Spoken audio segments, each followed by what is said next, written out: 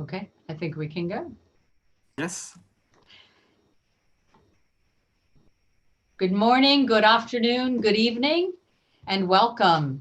I'm Suzanne Grant-Lewis. I'm the director of the UNESCO International Institute for Educational Planning. I'm very pleased that you are able to join us today for this strategic debate on resilience of higher education. What lessons can we draw from COVID-19? This is our second fully remote strategic debate. And while we wish that at least some of you could be with us in IIEP's auditorium here in the 16th arrondissement in Paris, we do in fact prefer that we're all safe and we will meet again sometime. Thank you very much for being with us. I just want to say a few words before passing the microphone over to our moderator, Michaela Martin, who has really been the organizer of our strategic debate series at IIEP. First of all, a comment on how important higher education is, not just in meeting SDG 4, which very clearly it is, but in contributing to all the sustainable development goals.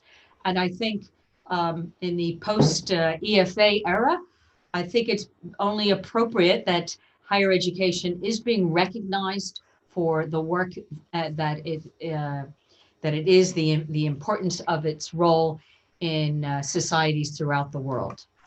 Now, let me speak about the COVID connection. So in July 2020, the UN Secretary General released the policy brief on higher education during COVID-19 and beyond.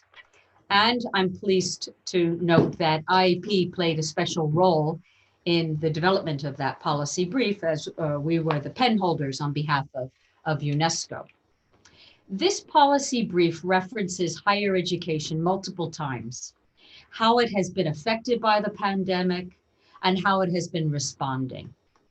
I want to highlight one of the 4 top recommendations of this policy brief, and that is strengthen the resilience of education systems for equitable and sustainable development. And higher education must be part of this effort. In the policy brief, we talk about 4 sub recommendations to this larger recommendation. First of all is to focus on equity and inclusion, because we can't have equitable and sustainable development unless our education systems are more equitable and inclusive.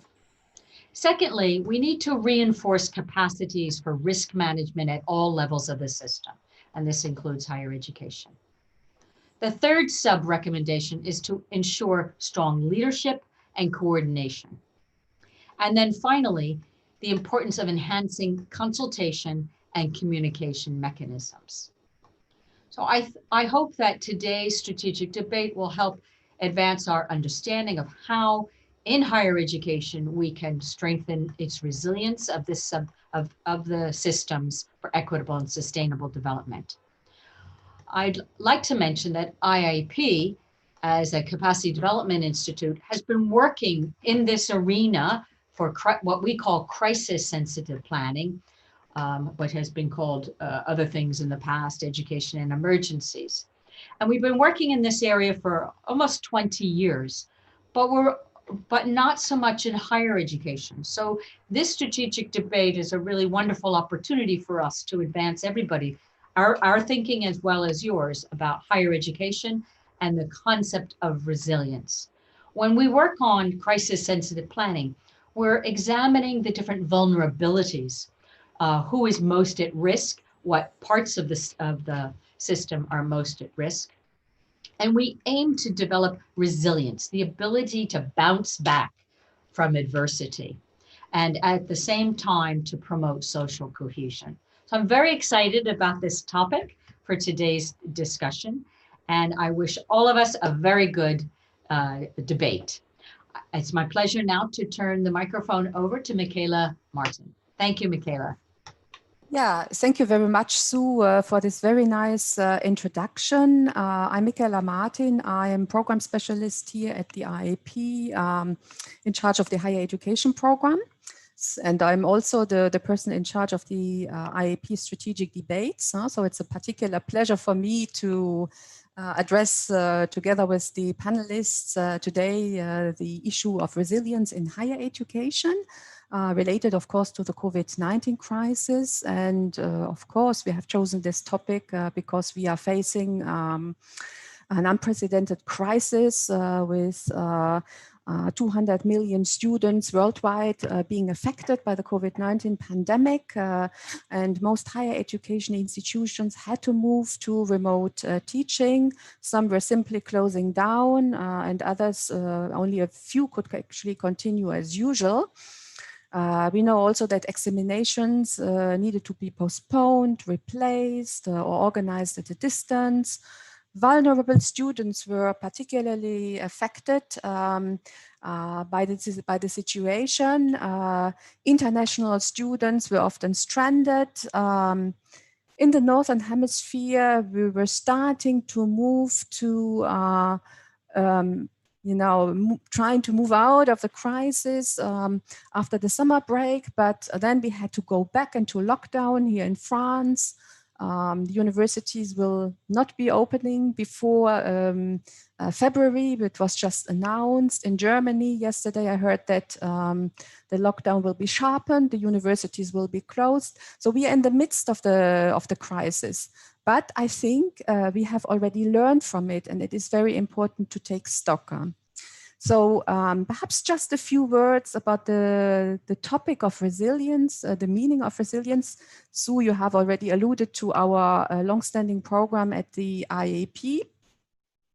Of course, resilience is a word that we use nowadays in many different contexts. Perhaps it's good to go back a little bit to its origins. Resilience, as it is defined by the American Psychological Association, is the process of adapting well in the face of adversity, trauma, tragedy, threats, or even significant sources of stress.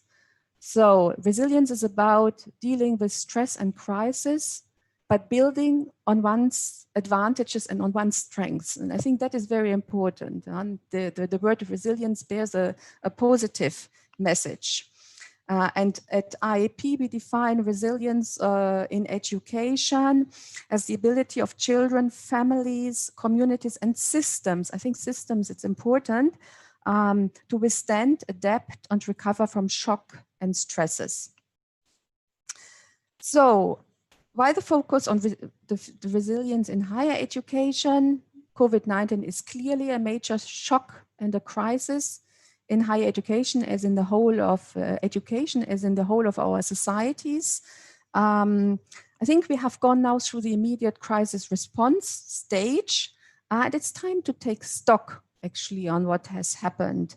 And it is the time also to ask important questions actually, such as what are the factors that allowed some systems and institutions to adapt more rapidly than others to COVID-19?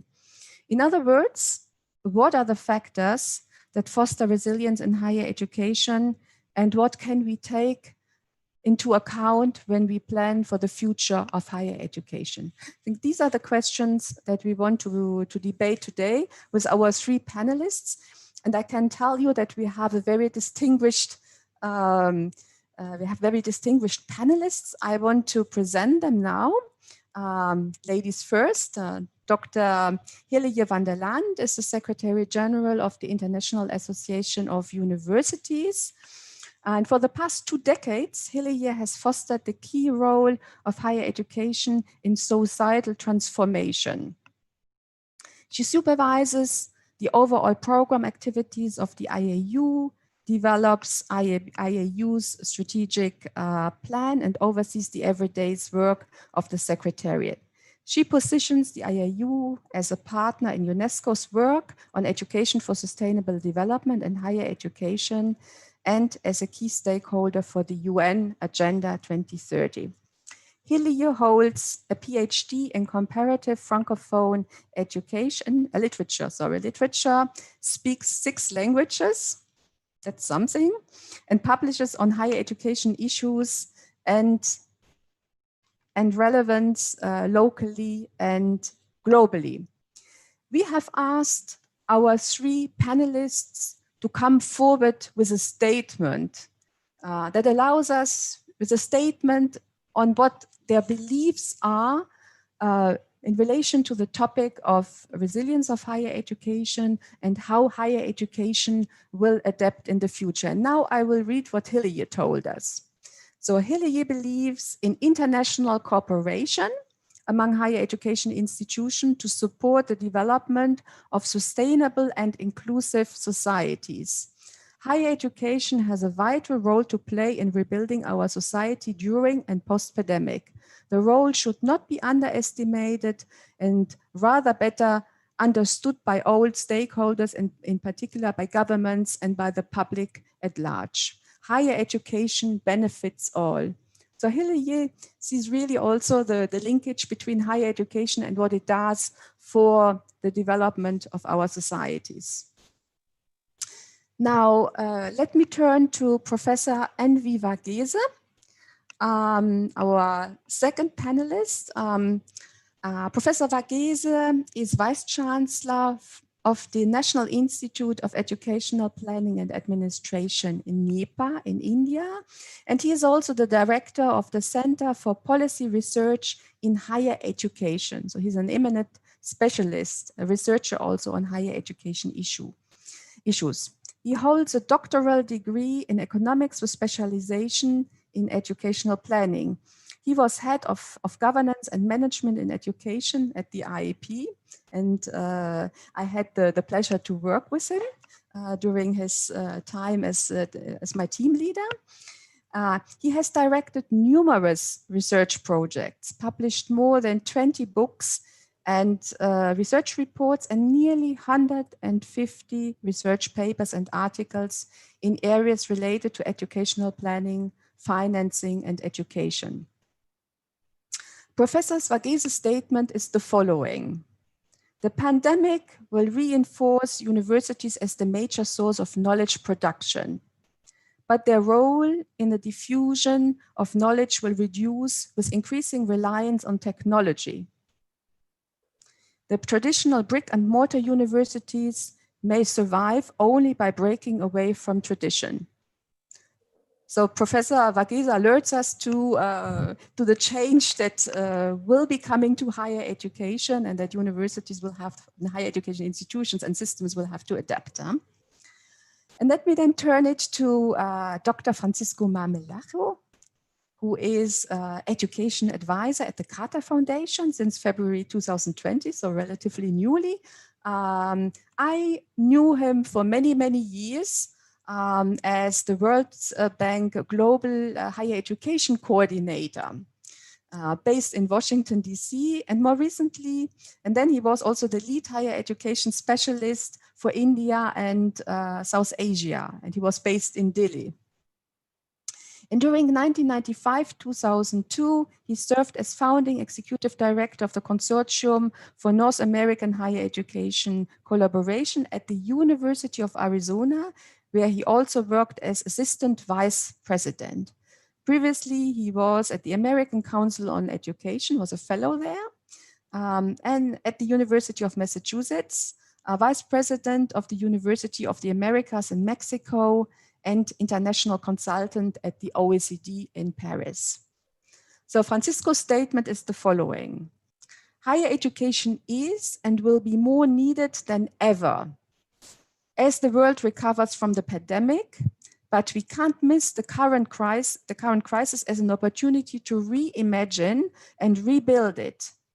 We need colleges and universities more innovative, equitable, relevant, collaborative, internationally connected, while locally engaged and less risk adverse.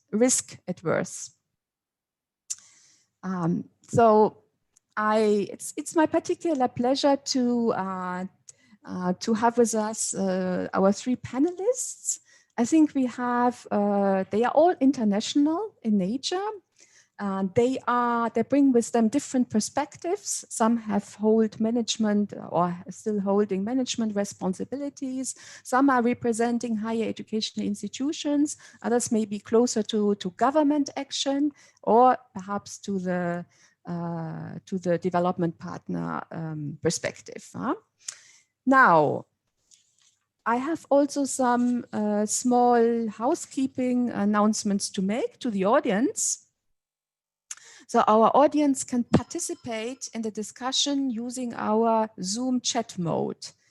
You can comment the discussion and ask questions that we will collect and address at the end of the session. I have seen that some of you have already started to interact on the chat mode. I think most of us have become quite used to it. In the Zoom menu at the bottom of your page, you find a button for interpretation into French. Let me also announce that we will ask you some questions.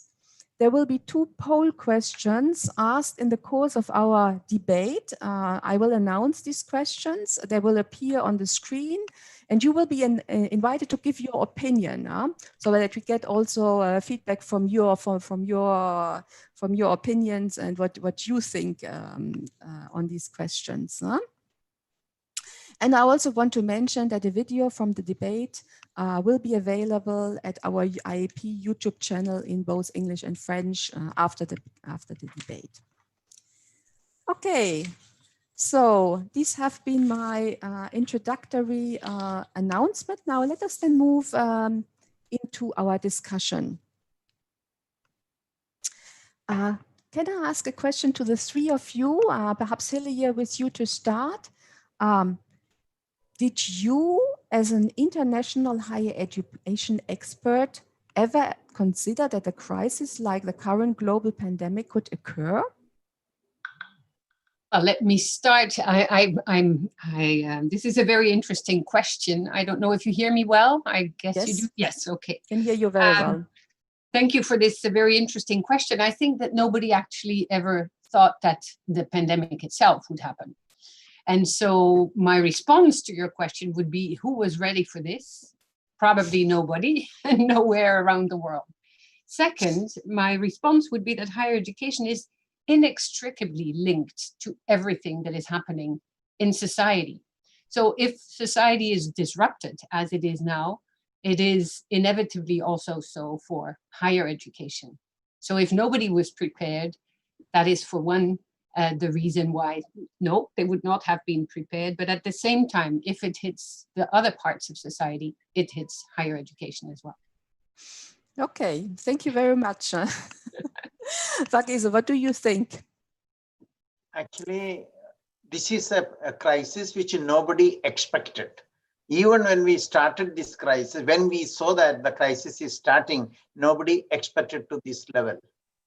We were only familiar with the 2 centuries ago, 2000, 1817, etc. Such long tragedies for 1 year or 2 years, And then we had small tragedies or small issues, but not this prolonged one, Firstly, it was not expected.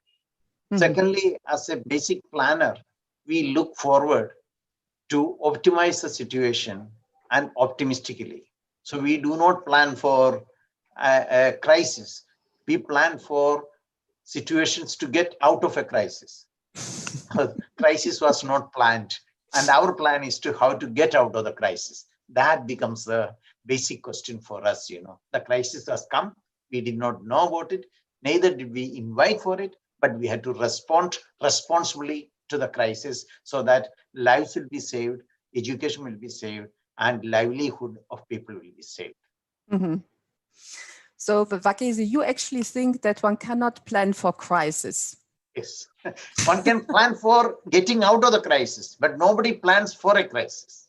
Okay, well, there's some people who believe that risk management is something where you can try to anticipate, but let us hear from Francisco what he thinks about this.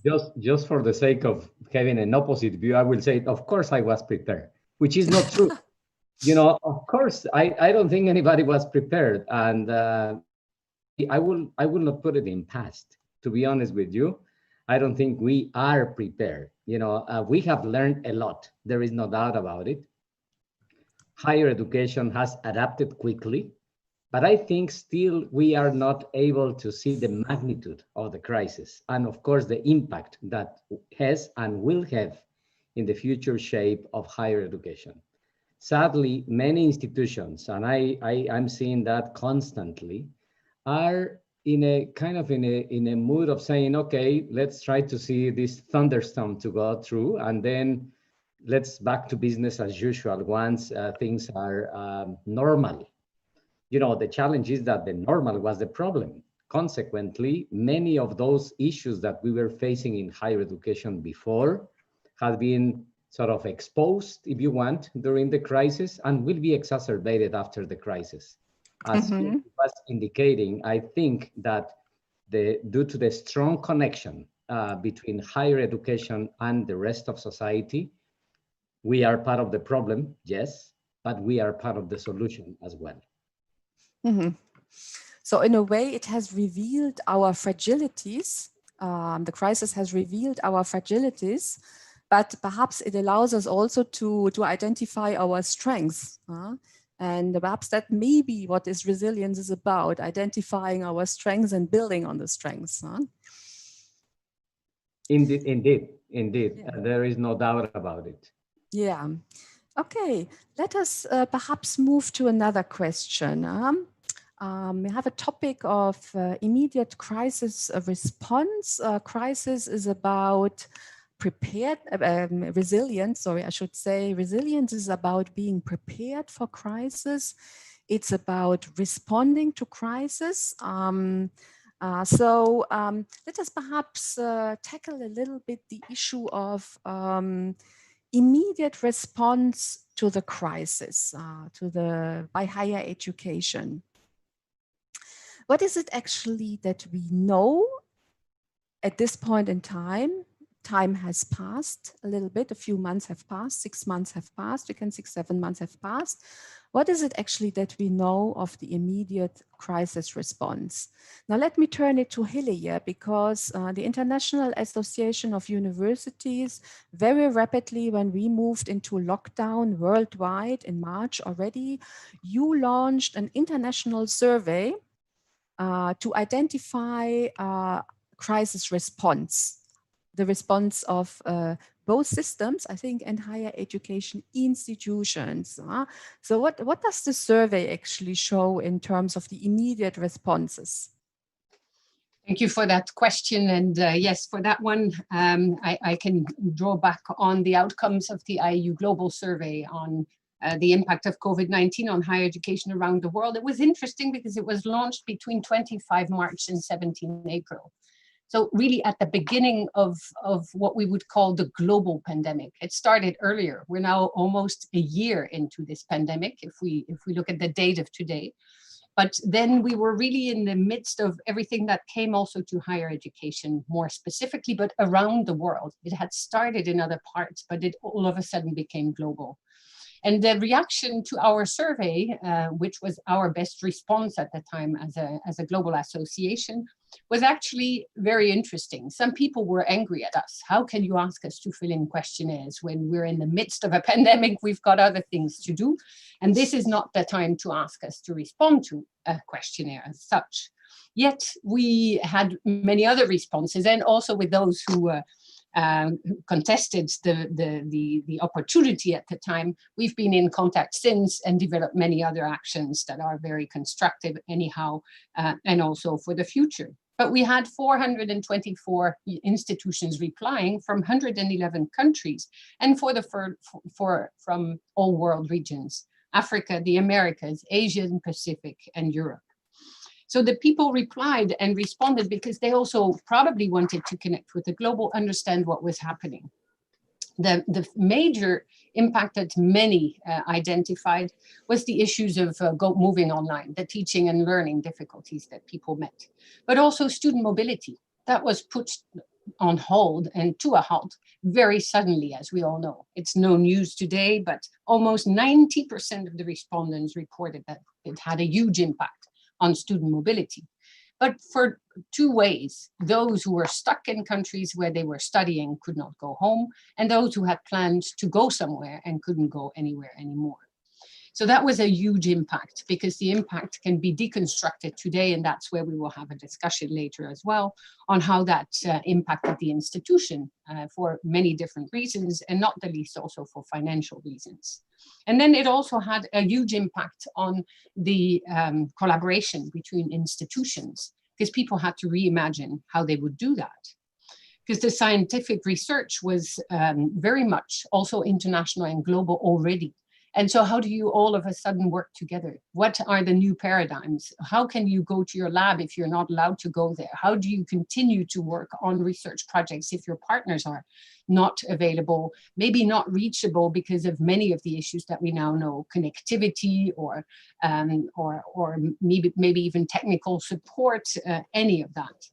At the same time, higher education's research and expertise was valued very quickly by governments. Also a point that Francisco made and Varghese, where universities really were called to the task to help identify the issues and also already very quickly help identify the solutions. The impact of internationalization was negative overall. So that's a huge impact. And the operations and the cooperation inside were impacted heavily as well.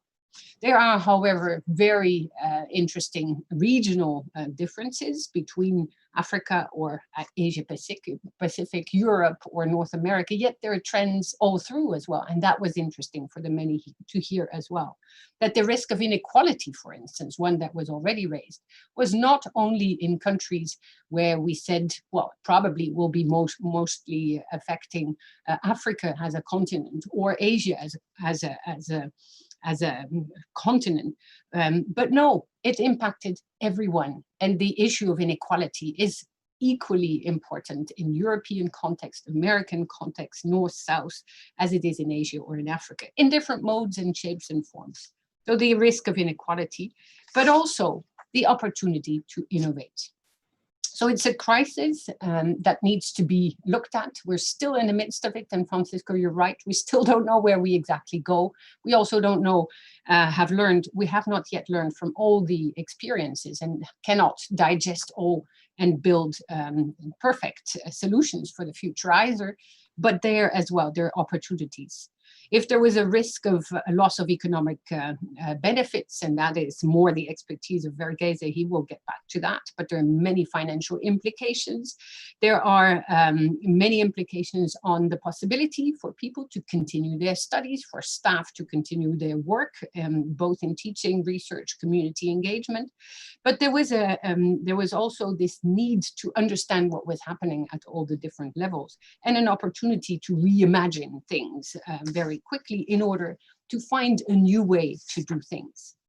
So the challenges are as many as we know today, but we could synthesize possibly a financial crisis, a participation crisis, parochialism, also a risk of seeing countries look back internally and shying away from international collaboration, growing inequalities, and that is probably something that will need to be addressed much more forcefully in order for it to not move us into the future with unequal societies, and a loss of relevance also, a real question of what is higher education worth on the one hand, and on the other hand, an increased relevance for universities to participate in the design of solutions. The opportunities are as numerous as the challenges, new means, new ways, and how can we leverage that? Increased access for many. How today can we have so many people in a webinar listening to your very interesting strategic debates? In the past, we came to Paris. We would sit in a beautiful office. We would have the opportunity to chat afterwards. Today, it is open to many more people from many more regions, and thus connecting in a different way. So there is also global engagement with increased impact on local relevance as well. There's more equality. That's the counterbalance for less equality and more inequality.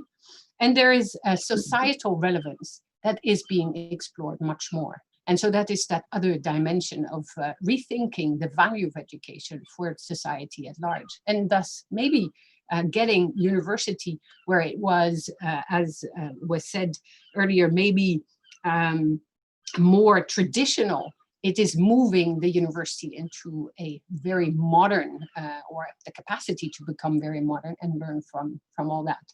So the survey itself and the survey report was then matched with responses from regions that can be found online. And that was the immediate part of the pandemic. And we're now developing a second global survey to also look at the medium-term impact of COVID-19, and that will go out at the end of January, beginning of February. And we hope that people will not say we don't have time for this, but that we will have even more responses then to understand where we are and what we've understood from this crisis, what we learn from it, and how we move into the future. So I'll leave it at that for now. Yeah, thank you, Helije, for this wonderful panorama, and actually also a message of hope in a way. This is time of crisis, but it is also time for opportunities. Huh? Perhaps just to dwell on one of the aspects, I looked a little bit at the survey. I was a little bit even surprised to see that so many universities indicated that they were actually doing that they had contingency plans to deal with the crisis. I remember, I think it's on 20% of your sample indicated that. Do you want to elaborate a little bit on this? Or? Yes. That was indeed for us also a very interesting point, and that we want to develop further in the second global survey to understand what these contingency plans actually were and how much did they actually also foresee the issues like a big pandemic. Well, many universities are facing various issues that are maybe not a pandemic, but crisis management is now high on the agenda of the leaders of higher education institutions as well. And so these plans were maybe looking at different issues in society, but they were very quickly taken out of shelves, if ever shelved, but they were used to offer the opportunity for the institution to respond in the most adequate way to the many challenges that the institutions were facing. But they've already also given way to many discussions internally. What do we do with this plan? How can we update it? What can we learn from this crisis, and how can we elaborate? And that is the issue of resilience. How can we prepare for a next pandemic? Because many people, many ministries, many government people also indicate that this is a pandemic now. Unfortunately, it will not be the last one, and we will probably not wait for the next 2 centuries, as Varghese said. The previous one was in the 18th, 19th century, but the next one may be around the corner. So universities will have to include and digest this crisis to learn how to become even more resilient in the future. And I think we will get to that point towards the end of this debate as well. Yes, thank you so much. Varghese, let us move a little bit to India. What has been the immediate response in India, in Indian higher education, to the COVID-19 crisis? Thank you, Michaela. I think the immediate response to COVID-19 is not only to higher education, but also school education. The schools closed, and there was a heavy migration or return of the migrant laborers. This had a 2 impact. The schools closed, and therefore the students lost their education. But what is more important is that many people in the poorer regions and the children were surviving on the basis of the midday meals that they used to get from the schools. I think this was a disastrous situation for them. Not only that, their income has come down, but also even the food. And when the migrant laborers moved from one region to the other, they used to get what is called as the ration public distribution system, free of cost. Even now in Delhi, the government is continuing with the free distribution of rations, etc.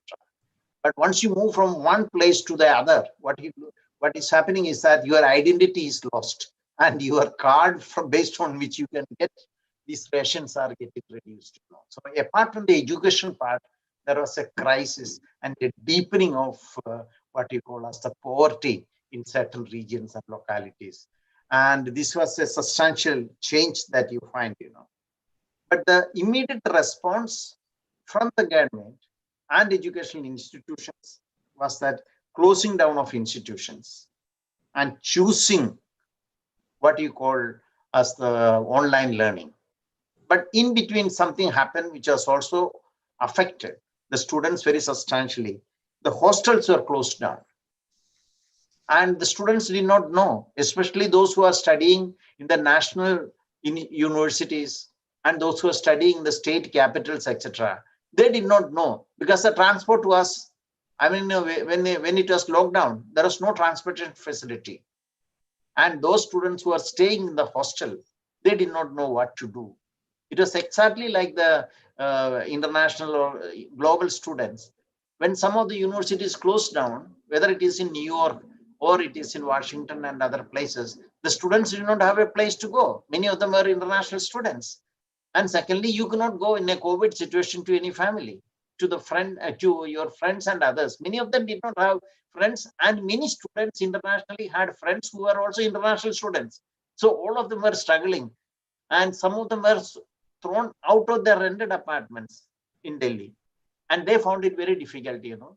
And secondly, even if transport is provided, there is something called interstate restrictions on travel in India. So even if there is a transport facility, you are not permitted. Then there was a restriction that you should have a COVID test. At that time, it used to take 3 days to get a COVID test and the result, and facilities were not available even to travel, you know. So those students, so if the institutions were closed or if the hostels was remaining in a working condition, things would have been different. They suffered quite a lot as a result of these type of changes. Secondly, you find that in most of the institutions, you will find that what you find is a very, very pathetic situation in terms of declining resources. And as a result of that, nothing could be done. And what you talked about, the contingency plan, even some of the institutions which prepared the contingency plans could not do well and implement it. Now, there are two issues. One is about the private institutions. Some of the private universities, they have their income from two sources. One, a student fees for learning. The other one, student fees for the hostels. Once the hostels are closed down, many universities became very difficult. They found it very difficult to run the day-to-day affairs in the universities. So this has created substantial problem in some of the good elite private institutions. Then there is a resistance from the part of the students to pay full fee for an online education. Just know the survey. Many of the surveys have come to the conclusion that students enjoy, like, and learn more through face-to-face interactions. Because there is also a socialization process that is taking place, and people are ready to pay for it. You know? And without that, the education minus socialization, people were not ready to pay huge amount of fees. But at the same time, for the universities to continue to give salary to the teachers, lecturers, to the professors, they wanted to get the income. And there was a crisis from that point of view. And what was given from what was given from the government was not sufficient. This happened also in some of the countries like Australia. Say, for example, it is estimated that $2.5 million was the decline in the revenues for many of the universities, and they depended upon the international students, and the government did not compensate at all. And in some of the developing countries also this happened because dependent on aid, and this was more so in Africa and some of the countries in Southeast Asia and South Asia, you find that aid declined, and as a result of that, that created a lot of problems. And so far as our institute is concerned, I should also say that our institute was concerned, we have an international program like what IIEP has for 10 months. You know, we have an international program where the participants stay. Unfortunately, the COVID pandemic started and the lockdown started at a period when they were finishing just 1 month to finish their course. It was very, very difficult. So while the universities in India were closing down the hostels and residential apartments, we were forced to keep it open. Keeping it open itself was very difficult because getting them food, arrange them food, because most of the shops were closed. So arranging them food was very difficult, and more difficult in a country like India, because most of the participants were international participants. They are more used to non-vegetarian foods, whether it is chicken or mutton or fish, etc. And it was impossible to get these food items. Even vegetables was very difficult, and therefore we had a special problem because of our international collaborations and the nature. But I should say that in all these cases, the online transition to online courses was very fast. But what was not very fast is that these were not online classes.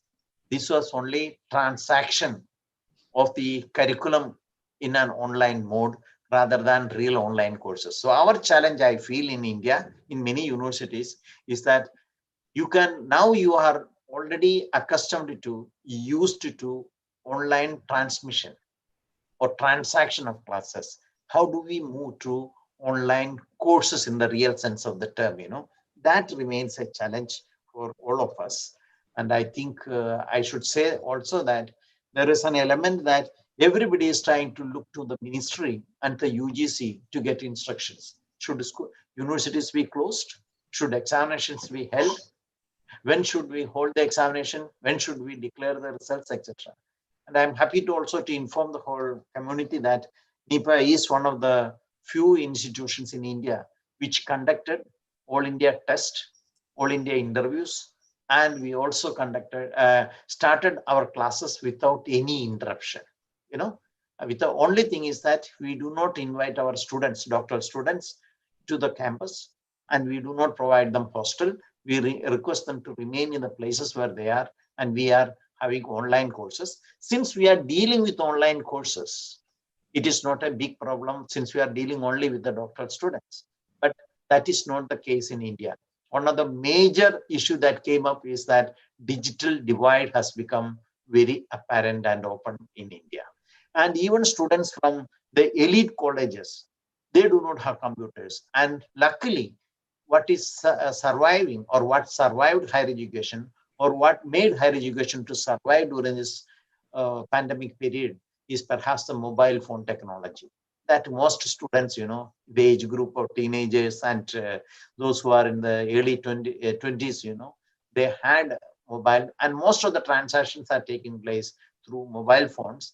And also a prolonged interaction with mobile phones is also creating a lot of difficulties for many students for eyes and those type of issues. One is not used to spend so much of time with mobile phone, and reading the text, long text, even assignments, etc., has become very, very difficult. So if I say that it is really a change that has taken place, I cannot say whether it is for good or bad. At least something is sustained. It has not been a situation where colleges are closed down and higher education has come to an end. No. Colleges have been closing down, but there was contingency plans. There are plans to carry on with these facilities, but digital inequality has become one of the major concerns. In India, I should also say that there are instances of student suicide. I don't want to exaggerate it, because the parents did not have money to buy a computer. The student was studying in an elite college, but at the same time, she belonged to a lower socioeconomic background. And therefore, there were instances that came in the newspapers regarding that. There are a lot of stress for the students to perform, and the lack of technological wherewithals or infrastructure was one of the major concerns. And these digital divide or digital inequalities are becoming increasingly important in propagating or promoting higher education in India. Mm-hmm. Yeah, thank you, Vageeza. And I think what you highlight in particular is the student perspective and how harshly many of the students were really affected in all means, and the pressure that it has put on the students. I think that is very important to highlight, and within the particular context of India. Francisco, let us move to you. So you have been working with higher education institutions associations, but you have been also working a lot with development partners. How was the development partner community actually in higher education reacting to the COVID-19 crisis? Can you provide us with a little bit of feedback from your experience? Yeah. I think in a similar fashion as Hilji and Hilic and Varghese have expressed, I think the development community also was in a similar situation. First of all, it was shocked, a little bit of paralyzing, trying to understand exactly where we are now. What is going to happen? Is this going to be a short-term situation? Are we going to continue with some sense of normal, normal activities, or this is going to be permanent? Just to give an idea, for instance, my former colleagues at the World Bank, they still are not being able to go to the office in Delhi. Almost, now it's going to be almost 8 months since they have been unable to go there. Now, so the initial reaction, again, like everybody else, was shock and not understanding of the magnitude of the crisis. Secondly, in a similar fashion, again, as it was been mentioned before, some reactions. And some of the reactions were reactions kind of in order to cope with the relatively short term. First of all, in terms of trying to have some sense of the problem, conducting surveys, conducting analysis in order to see what was going on. The World Bank, for instance, conducted a very interesting review of what we have learned in the past, I want to say in the recent past, that eventually could be used, because many governments were contacting the development organizations to see, also tell us what you can share with us. Many governments, as you can imagine, reacted by trying to find the easy solutions. And the easy solution for many governments was, okay, we can resolve this problem by just enabling teaching remotely. And in many governments, the idea that teaching remotely was, something like switch off, switch on something, and teachers automatically will be able to start teaching, and then all of us are happy. And of course, that was not the case. Hilic had mentioned some numbers, but it is very sad that only 60%, about 60% of students globally in higher education have been able to transition to some kind of remote delivery of teaching learning. What that means? Well, that means exactly that 40% are not having access to higher education. In fact, there are a number of institutions, entire systems of education, of higher education, that still are not working, are totally closed, and that they already have decided that they will resume activities optimistically in January, but most likely until June, July of next year, which means that, a complete year, eventually, if no more, is going to be lost for them.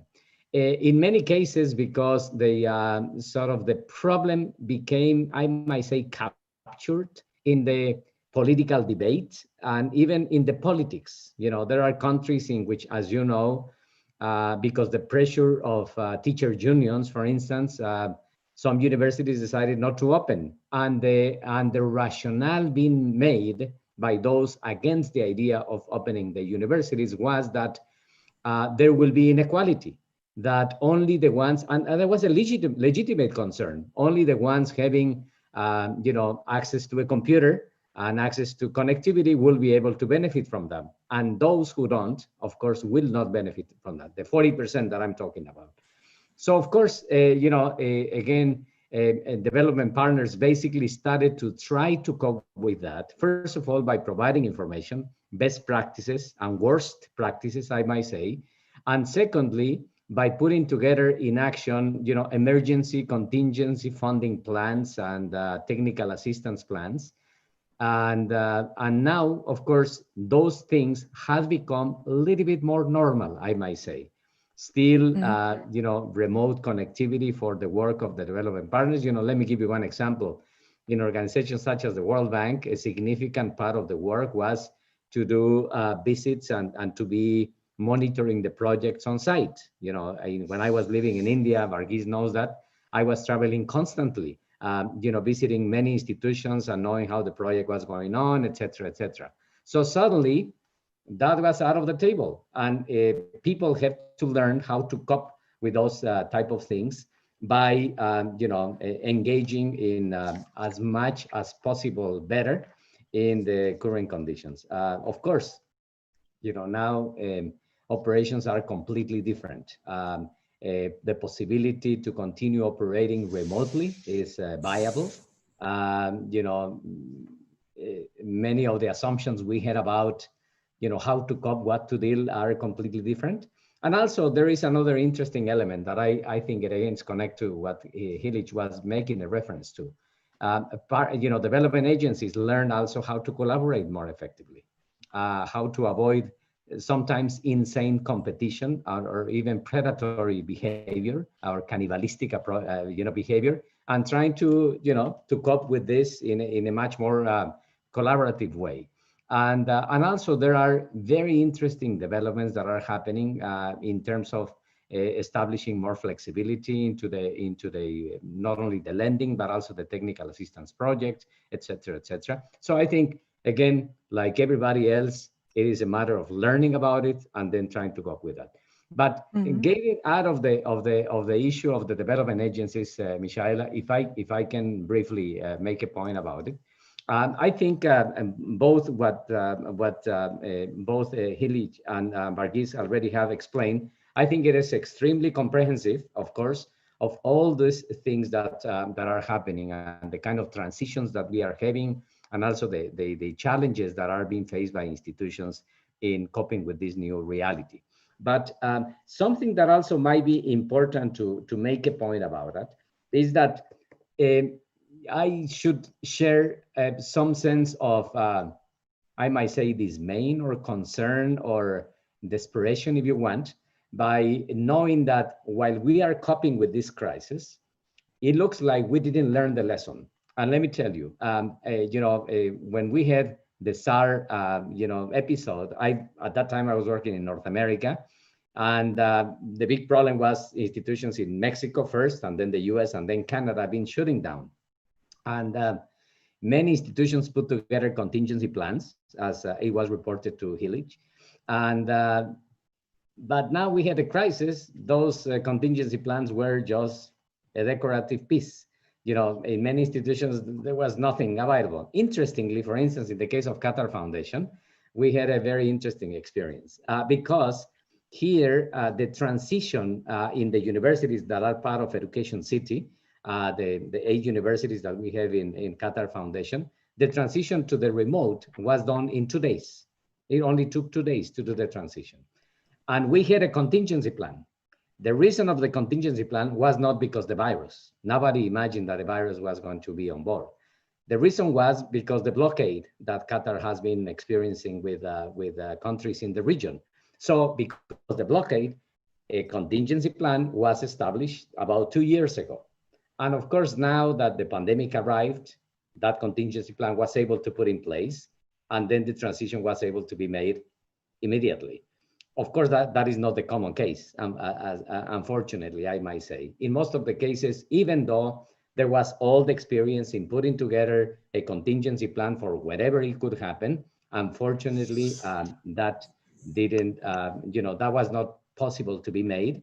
And certainly we missed a lot of time, and also we missed a great opportunity. One thing that we are still missing right now, while we have to cope with the teaching, learning at the same time that the crisis, we hope that eventually will be over, is that we tend to forget that we are living in the largest social experiment in our life, in our generation, and in the entire contemporary world. Now, how we are taking that opportunity to learn more about, for instance, what works and what doesn't work in the remote teaching, in the virtual teaching learning. In most of the cases, we don't know. We assume that something is happening, but and we assume that students are learning. The reality is that in many cases they are not, that there are still significant problems in terms of the deficit of learning.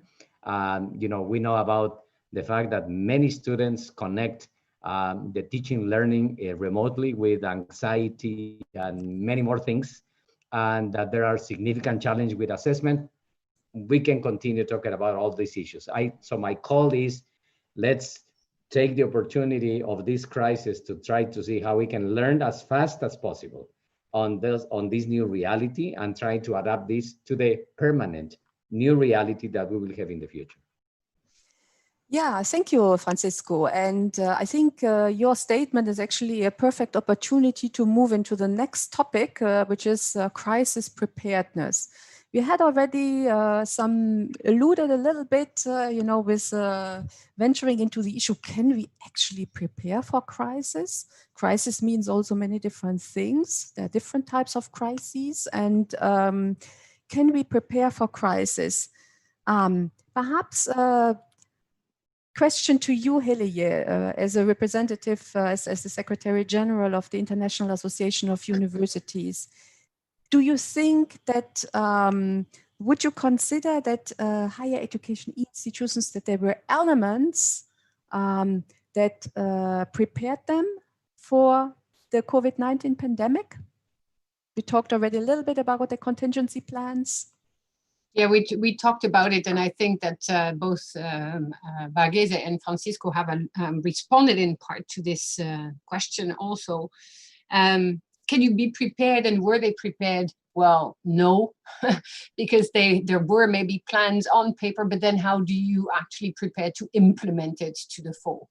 And what we saw was that many institutions around the world simply closed down, even if only for a while, just to also sit back and think, okay, what is happening to us and where do we go?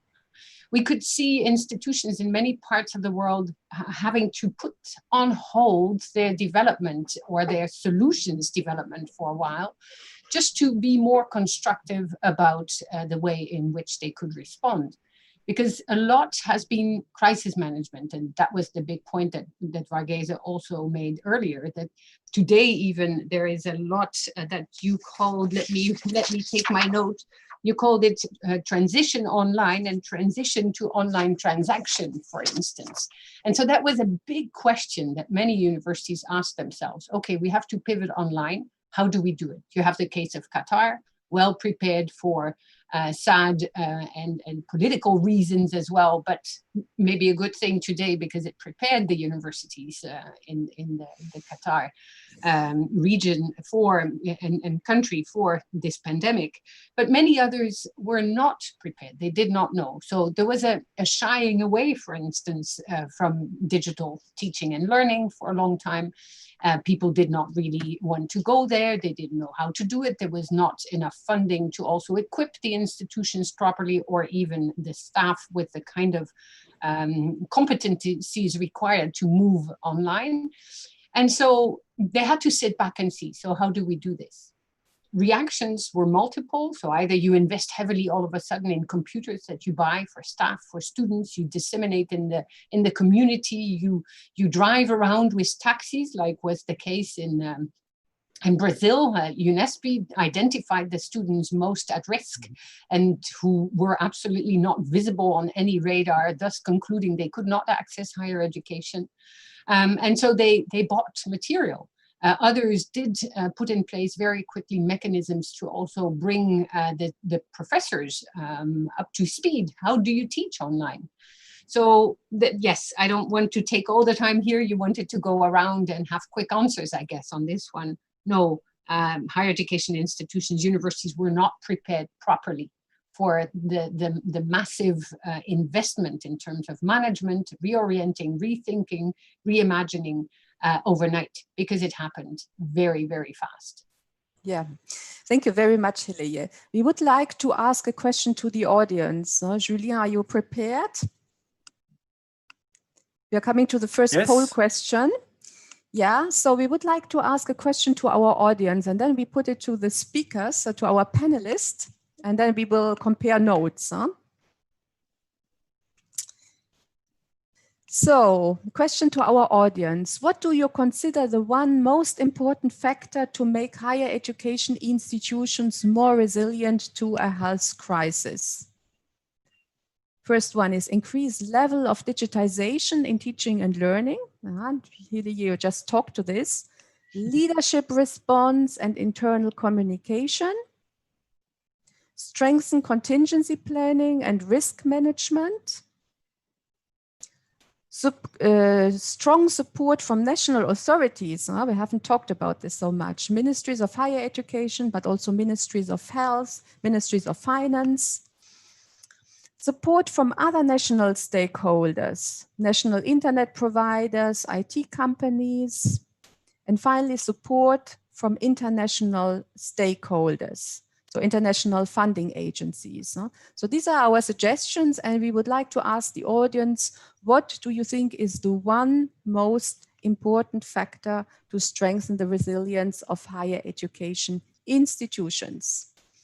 Now, then let me put it to our speakers. Vagese, I would like to ask you, what do you consider to be the most important factor to what do you consider, what has been the most important factor that has allowed higher education systems to respond to the crisis? In my view, Michaela, the most important factor that contributed to maintain, even if it is not to the same level, at least to a marginal level of efficiency, is the way the digitization takes place or the transition to online programs and online courses. But it has a lot of caveats. The first one was that the students were more happy to or more competent to adjust and accommodate this change, because the younger generation, you find that, they are more tech savvy. But the teachers found it very, very difficult for two reasons. One reason is that the traditional way of teaching relied on textbooks and many other things were questioned. And they were not in a position to develop new material, etc. And secondly, even manipulating technology, even Zoom and many other things, many people were familiar with join a meeting, but they did not know how to convene a class. These are two different, I'm talking about very basic things that were experienced by different people. And then there was another difficulty. The difficulty is that in some households had only one mobile phone. So the student will say that my papa has taken the mobile phone when he has gone for work. So please, madam, you can, or sir, you can have the class only after 7 o'clock when my papa comes back, because the household could not afford to have mobile phones for each student. And then there were issues, there are instances that people sold some of their household valuables to purchase mobile phones for their children. And there are many instances of that variety. So I consider that what is sustained as a semblance of higher education or resilience, if you are talking about, is also partly because of the change that has taken place and also investment that was done by the households which would not have done such investments. So that is something, that change that has taken place. I will also feel that the question of university autonomy has taken a very, very different meaning now. And there is nothing called autonomy now. The universities have become institutions for compliance. So when the university should be opening, when the examinations is to be held, what type of examinations to be held, this is either decided by Ministry of Education or by UGC. And I do not know how many notifications I have issued to my employees and students saying that as per the notification of Ministry of Home Affairs, or as per the notification of the Ministry of Education, or as per the University Grants Commission circulation or notification, this is something to be done, So what I mean to say is that there are two elements which I would like to highlight, which is not coming out in many of the surveys. One is a high level of centralization that has taken place. And the question of autonomy, the centralization in the context of higher education, especially when you have high level of centralization, because as a vice chancellor, I don't want to take a risk. I don't want the students to come to my university and they get COVID affected, and if something happens, it's a problem. I make the institution, keep the institution properly so that nobody is getting affected, but I don't guarantee that nobody will be affected. So I want to say that shuttle the blame to the ministry or to University Grants Commission and say that University Grants Commission said that this is the way that it should be done. So I gave a notification and give a copy sometimes of the notification issued by the University Grants Commission. Then there was another problem. We had what is called as a roster system, which means that only 50% of the employees will be coming in one go. This has substantially affected the management of student issues and student administration of the educational arrangements, So today you make a file moving, but next day the person is not there. Somebody else is dealing with that, So this has totally created substantial amount of confusion and a process of great delay in many cases, and this has also substantially contributed. And we do not have in India, at least, a good training program for the faculty members, introducing them to different types of online courses. I think now I'm happy to see that many institutions are starting. And the persons or the companies which made maximum money during this period are those people, mobile phones, and also those companies which are giving, a large number of companies of NGOs have come up, technology-based education, and they have started small businesses, So you find that these businesses also provided employment to many people. And in many institutions, the teachers were paid only 50% or 60% of their salary. So they were also trying to compensate, So this is the way that the situation has emerged. So I will bring back to the major change that has taken place. What saved higher education is this transition from to online education, although this transition is not smooth and this is not defect free. Thank you, Varghese. So what I hear from you, and I will give you the floor, Francisco. What I hear from you, I think, is re-emphasizing of digitization, but looking at this as a whole system, not only using remote teaching, but thinking about teacher development, thinking about equipment and everything that is needed.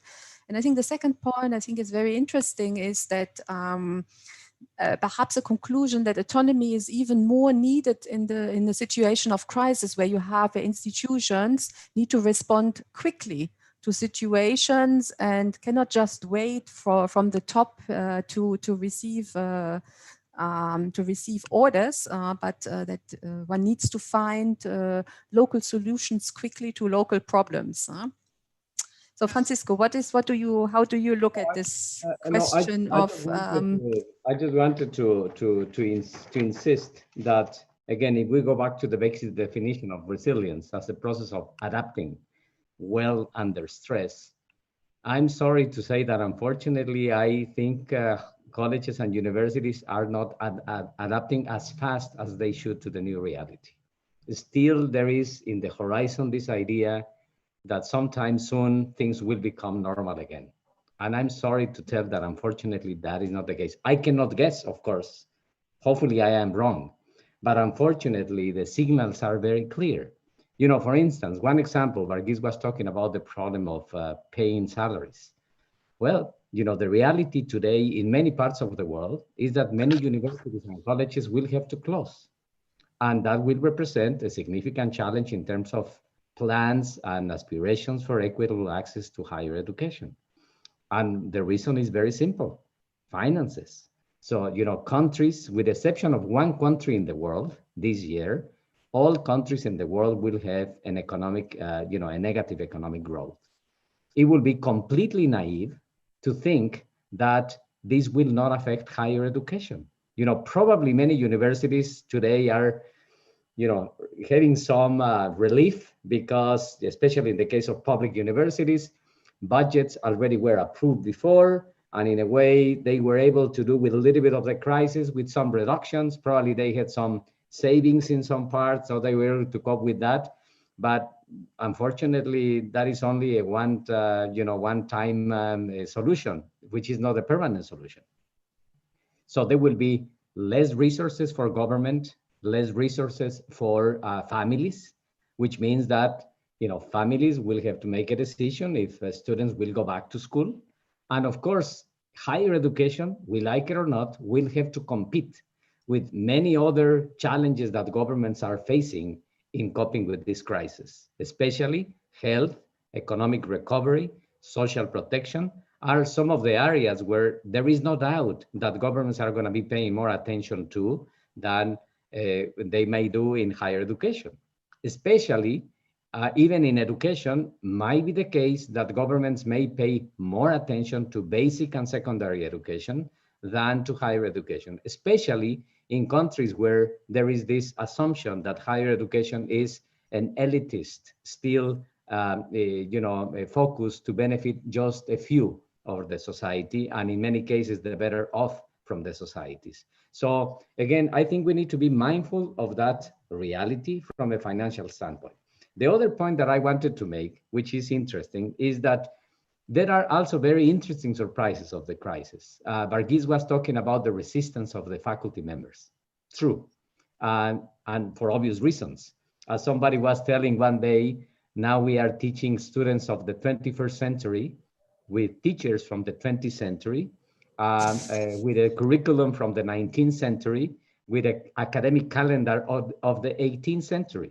And of course, for teachers, has been very difficult to cope with that. It is like if you are asking a taxi cab driver one day to say, now you have to pilot a plane.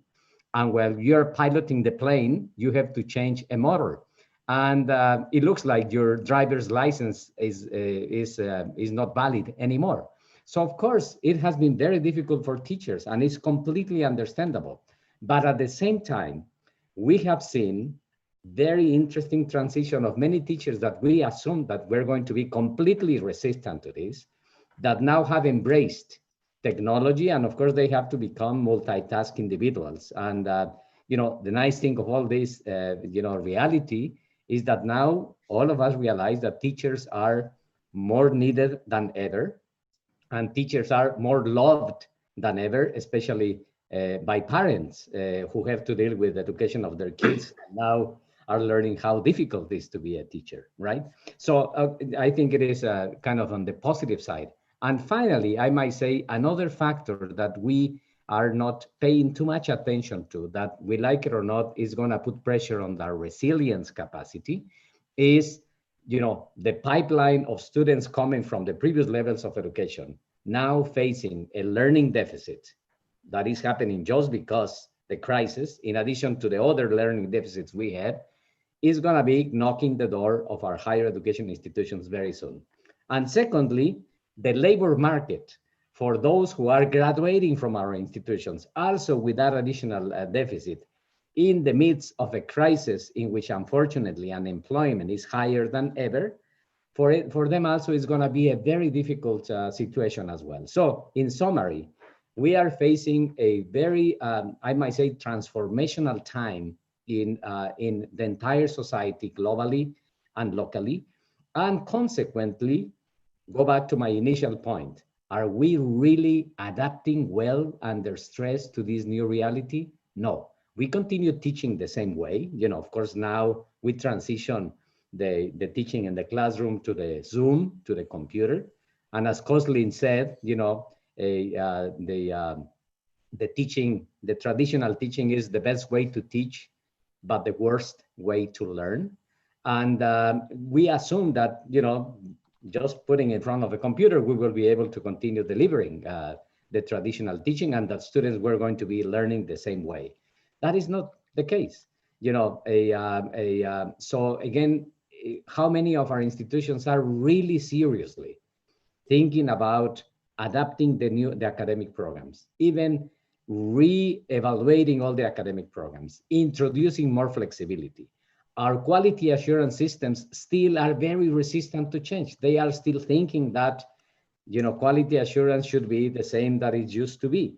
So again, I think we need to have a much more realistic wake-up call about the fact that, again, it is a critical time. We need to be much more bold in the kind of actions that we need to take in place in higher education.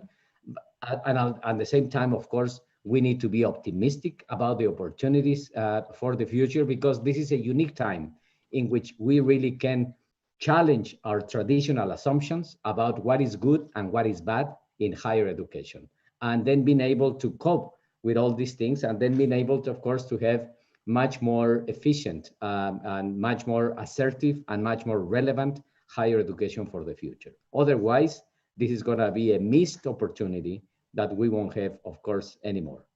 Mm-hmm. Thank you so much. Julien, do we have now some results from our poll?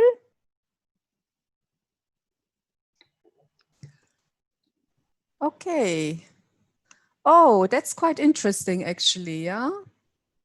I think, yeah, the item that has actually received the highest hit is the leadership response and internal communication with 31%, followed by strengthening contingency planning and risk management, 24%, but then increased level of digitization in teaching and learning, only 21%. I would have expected that this would be the single most important factors, but our audience has a slightly different opinion.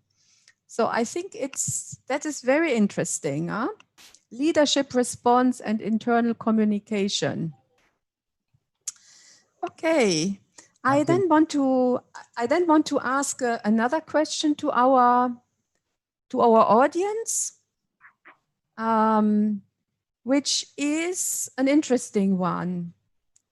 Julien, can you put up the question too? Did COVID-19 make higher education more or less resilient in your opinion? You could think less because there's the crisis, there's the financial stringency that was mentioned. More because we were obliged, the higher education community was obliged to speed up, to become innovative, to respond to the crisis. So what do you think? What does our audience think about whether higher education institutions have become more or less resilient? So we will wait for the response, and I'm speeding up also a little bit. So let us address our last topic, which I think is very important, perhaps the most important one: longer-term resilience of higher education systems and institutions. In a way, what can be learned from the crisis? Francisco, you have already made a number of very interesting and very important points. But very quickly, a question to the three of you. When you think of resilience of higher education, what three terms come to your mind spontaneously? Hilje. Thank you for that question, Michaela. Can I just add just one little thing to the notion of digitization, because we've discussed it quite at length, and we expected it to come up very high in the poll, yet leadership came up.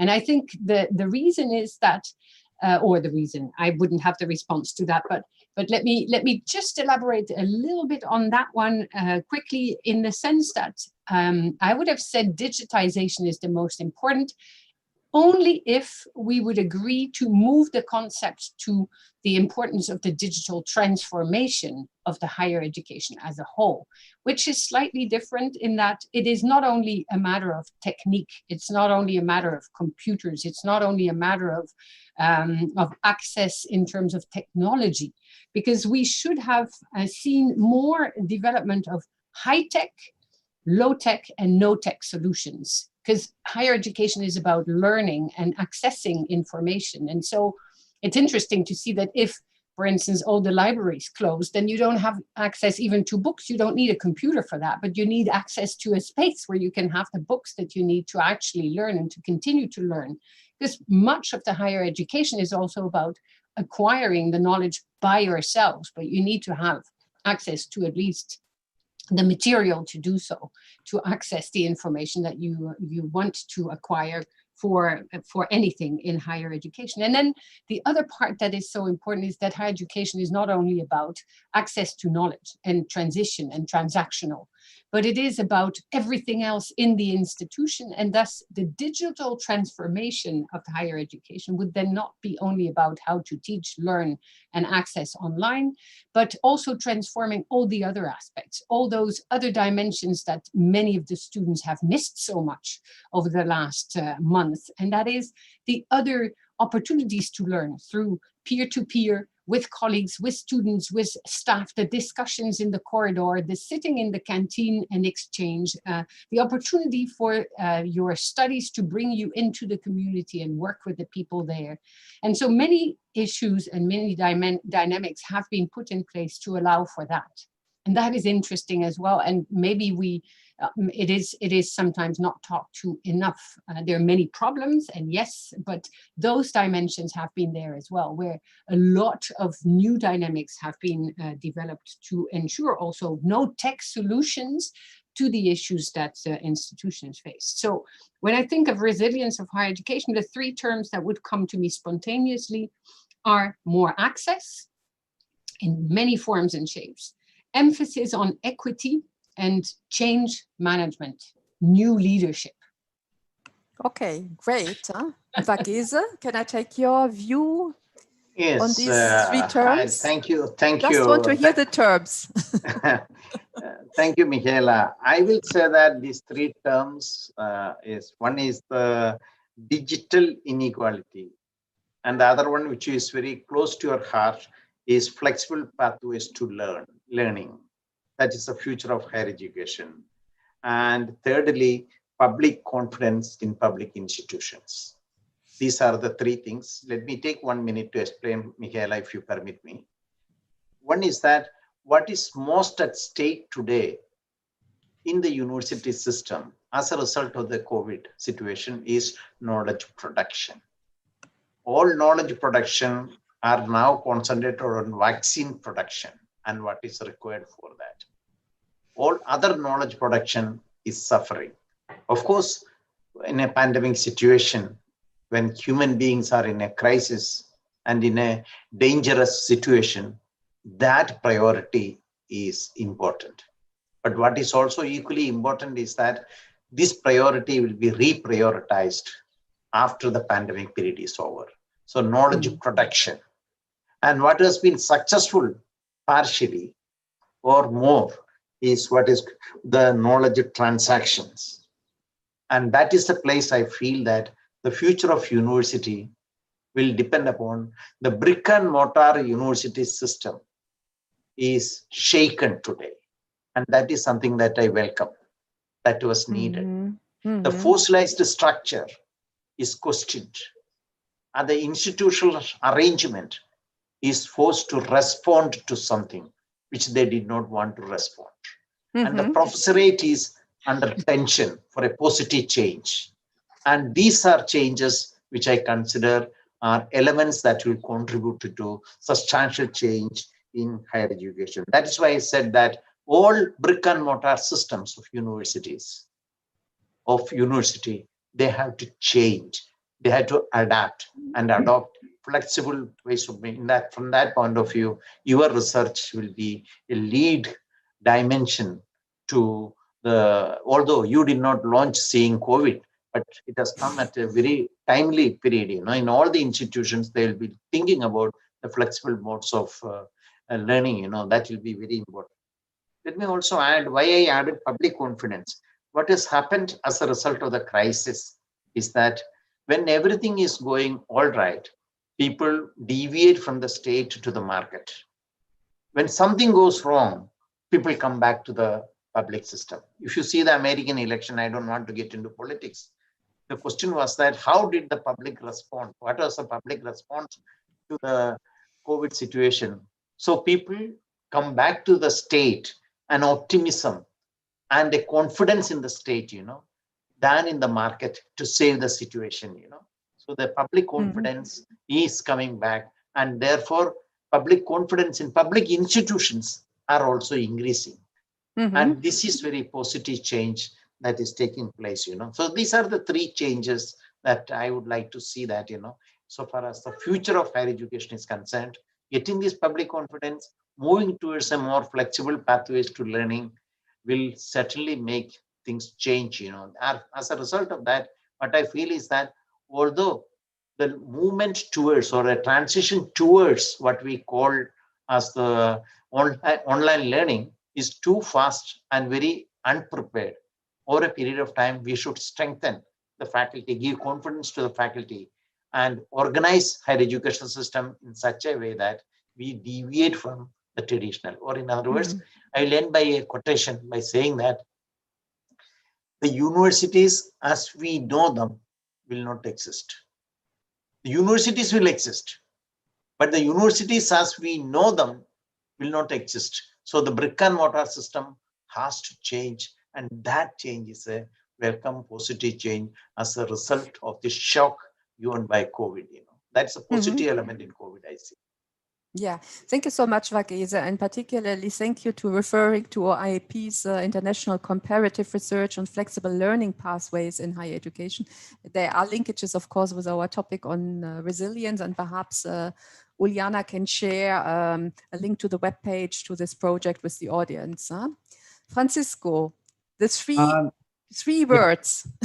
My 3 words are the following ones: innovation, flexibility, and courage.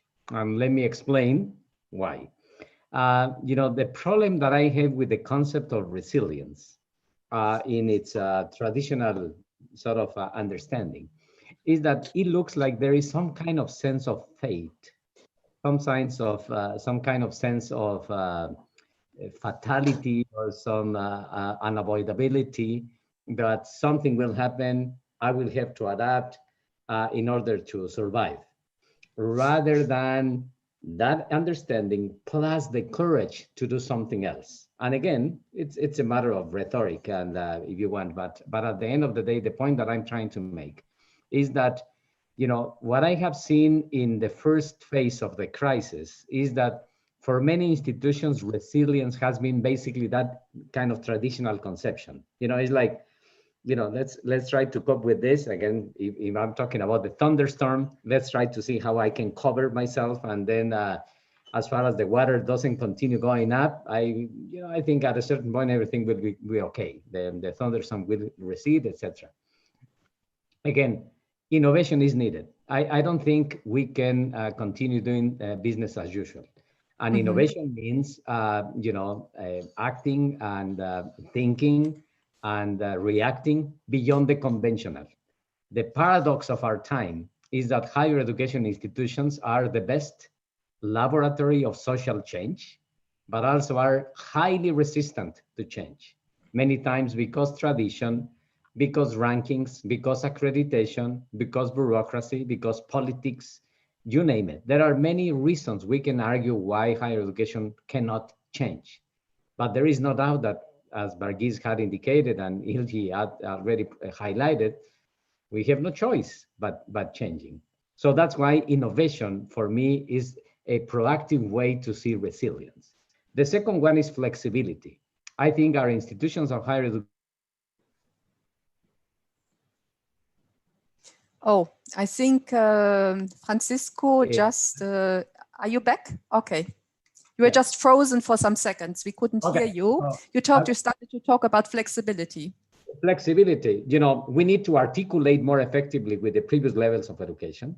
We need to articulate more effectively with the after higher education and also with the other players. In fact, that's one of the reasons why, for instance, in the World Bank, everybody talks about tertiary education rather than higher education, because it is not universities, it's the whole ecosystem of those post-secondary institutions that really need to connect more. And even inside our higher education institutions, many times, I'm sure that Hilly knows that because the IAU survey on internationalization of higher education, universities tend to collaborate more with peers, let's say from India to Mexico, than with peers within the same institution.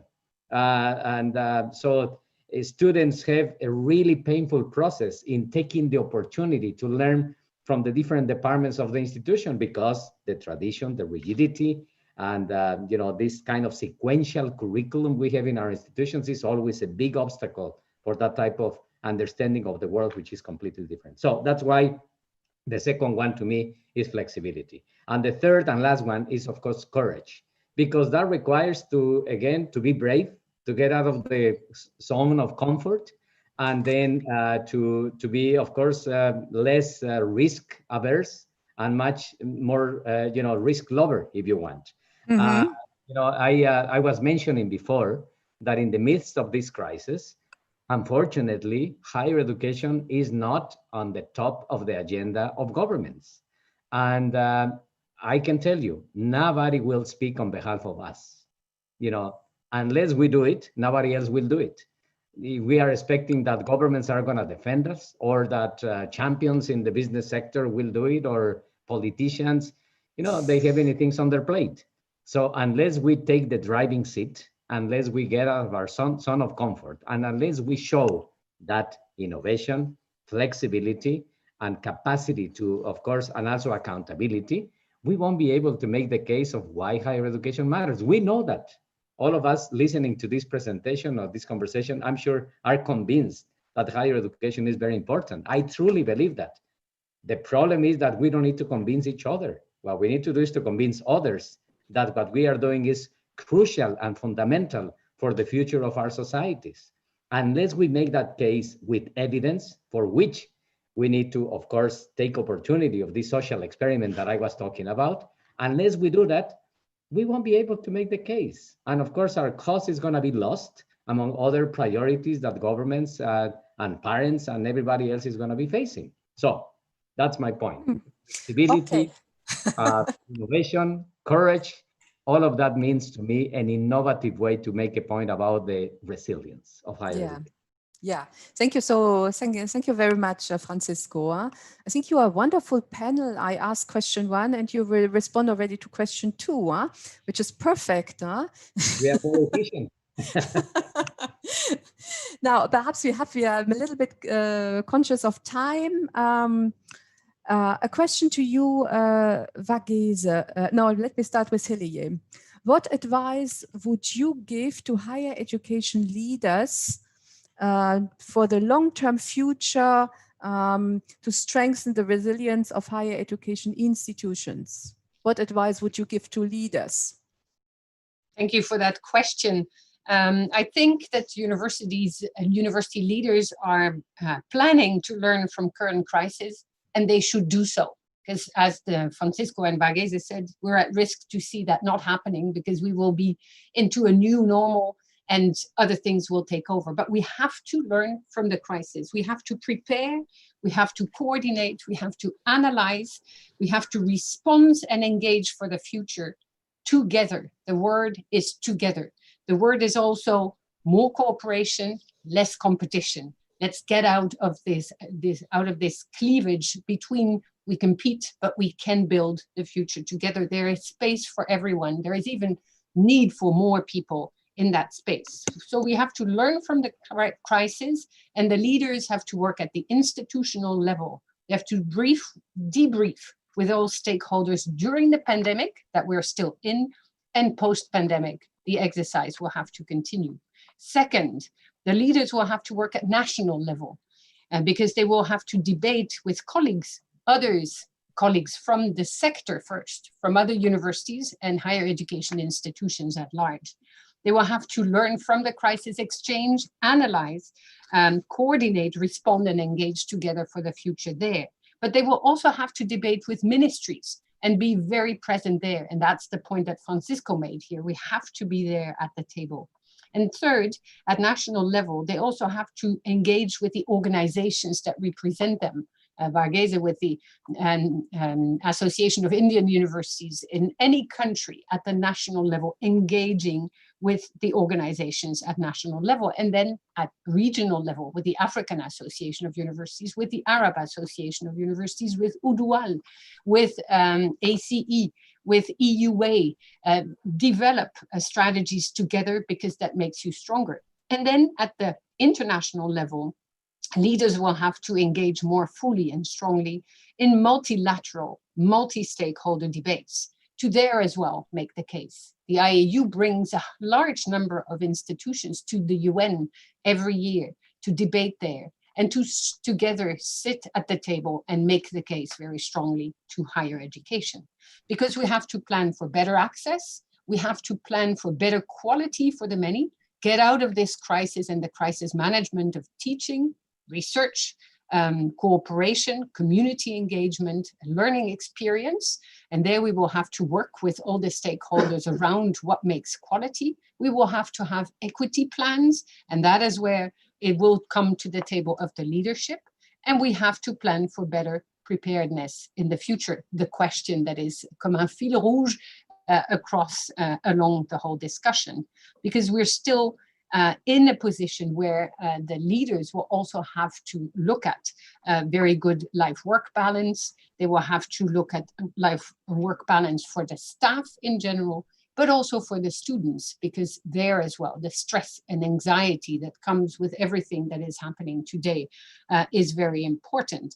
We have to pay attention to the non-blurring in the future of public and private spaces, for students to have the right to do something else, to also find a new equilibrium and have the opportunity to access higher education, also through these other means. High tech, low tech, no tech, and in the future with the possibility to co-construct the responses that we need to engage into the future, for the future, and for society. That was my point that you read out loud at the beginning. Higher education is part and parcel of society. Without strong and well-backed higher education, with the funding appropriate to do so, the future of society is compromised. We will not be able to address the local challenges, were it at the institutional level, at the national level, at the regional level, nor the global level challenges that we all face and that we have to work on all together. So yes, higher education, we know it in our space, is crucial, and we will make that case together even more strongly so to all those other stakeholders, including the government, including the parents, that without higher education, we will go nowhere. It feeds into all the other education levels from pre-primary to lifelong. And without that, no solution for any better society for all. So what I hear from you, Hilary, is that higher education institutions will be all the more resilient if they engage with their societies and become relevant and support, and they have this kind of interactive and creative exchange between the institutions and the societies. Huh? Yeah, and become relevant, I would challenge a little. They are relevant. There are many issues, but we're very strong always at giving ourselves the stick to beat ourselves on everything we have to improve. There are many good things inside as well that we can also showcase. And those dynamics are important to also defend. Otherwise, we will see many others pick up the baton and hit higher education with cuts, with less support, with challenging the validity or challenging even the relevance of the higher education systems, with the calendar that Francisco very strongly illustrated with up until a calendar that dates back to the 18th century. And that those things are also true, yet higher education is also the space where so much innovation is happening, where people do work together, where the students, we have to trust them that they will change the system from within. They contribute, they get stronger voices inside.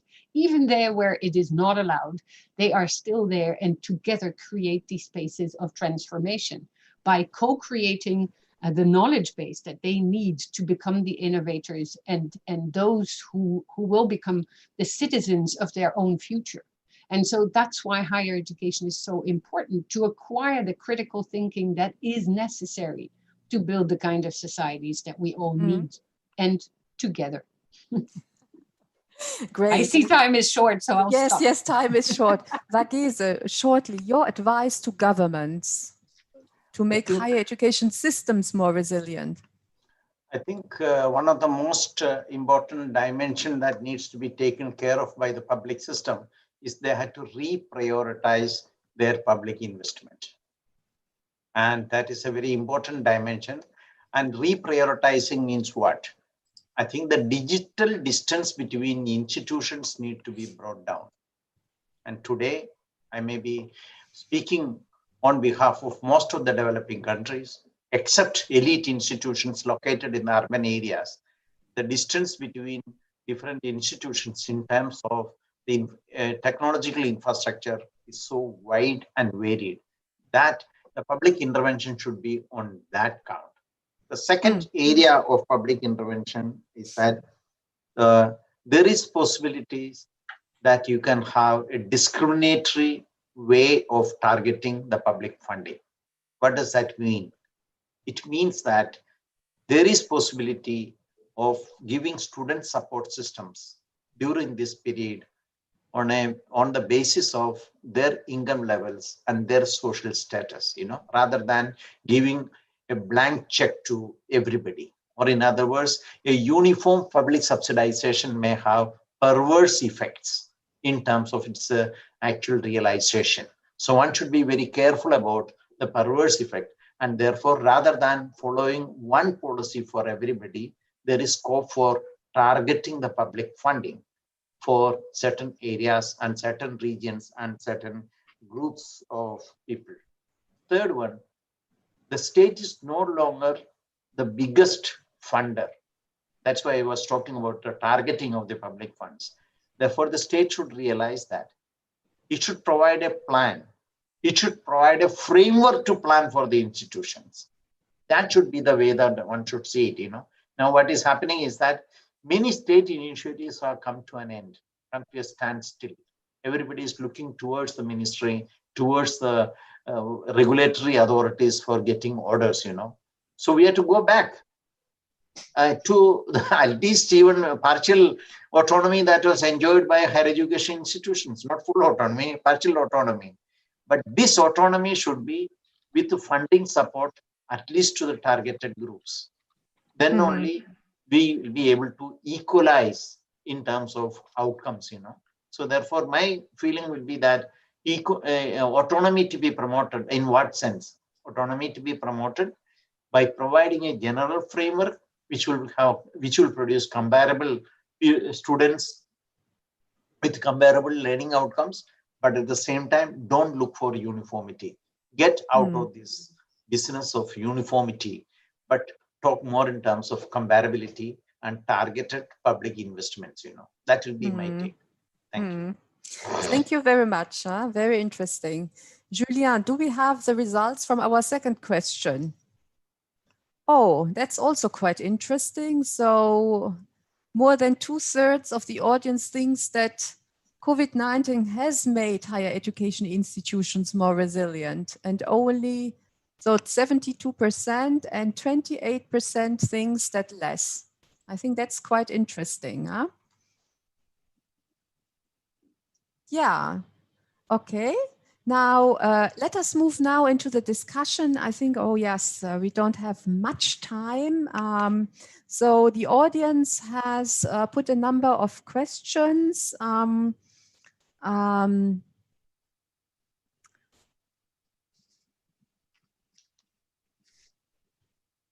Michaela, Dr. Sanyal told me that he would like to put a question to convey to you. Okay, He's good. in the audience.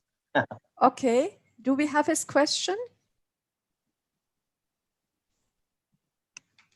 Since I cannot access the chat mode, but Udiana is kind to put the questions forward to me. Yeah, there's one question, interesting question, and then I will ask you who wants to respond to this. Many people talk about the new normal. What will be the new normal in the higher education sector in the panelists' opinions? What do you think will be the new normal in higher education? In other words, what are we heading to? To what type of more stabilized situation are we heading to? Shall I give it a go? Yes, please. Yeah. I think this is a very good question. It's actually looking through the looking glass, as somebody else would have said, but it is looking into the future, and the future will definitely be one of hybrid solutions for the future.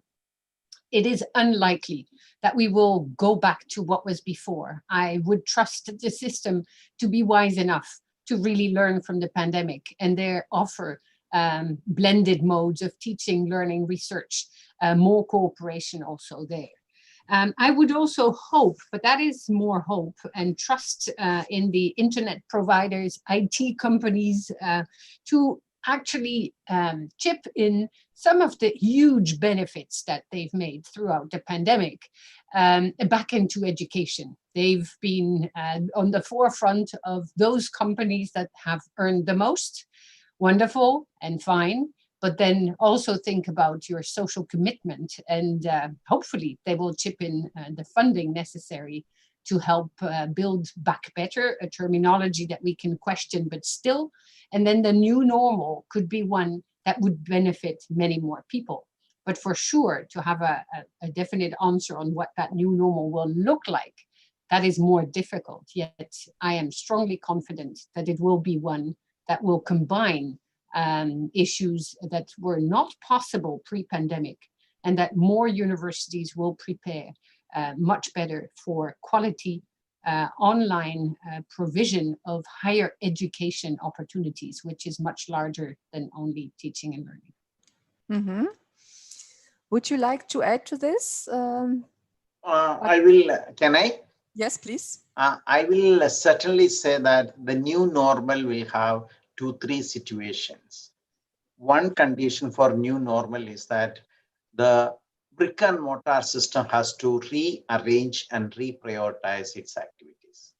It should be more friendly with, as Hilije was mentioning, more friendly with what is happening outside the world, and especially the technological world, and blended forms of learning will take place. But what is more important to notice is that what we call as higher education in the traditional sense of the term, or enrolling for higher education, will be very different in the future than what we see now. So certainly we'll find that this micro credentialing and acquiring credits from different institutions and from different departments within the institute, within the same institution, etc., will become common. So it will be, so say for example, if you have to make an assessment, what is the total enrollment in higher education in 2020 or 25, we may find it very difficult, because one person is enrolled in several departments of a university or in the country and abroad. So therefore one has to see that how do you make assessment regarding the progress towards higher education, not only sustaining in higher education, progress towards higher education. Why I am making this point? Because MOOCs is a very good example. Enrollment is very high, but completion rates are always less than 10%, So it can happen a situation. One of the contributions of the brick and mortar system is that the dropout rates are less when compared with other channels and operations. If you are in a system, you join for an undergraduate degree for 2 years or 3 years, there is a compulsion for you to complete, and you don't want to be identified as a dropout. But if you have a situation whereby there is the notion of enrollment itself is flexible, and the notion of dropout does not come into existence, So one has to see that how the new normal means that is to be reorganized. Mm-hmm. Second point is that I think the brick and mortar system, given its facilities, should increasingly focus on research. One thing that is getting lost in the process of online transactions is that the hardcore fundamental research is getting compromised. As I mentioned earlier, there is a need for brick and mortar systems and public investments and the corporate sector together to emphasize and reinforce the type of research, fundamental research, and also applied research that is needed for societal development and progress. Thank you. Mm-hmm.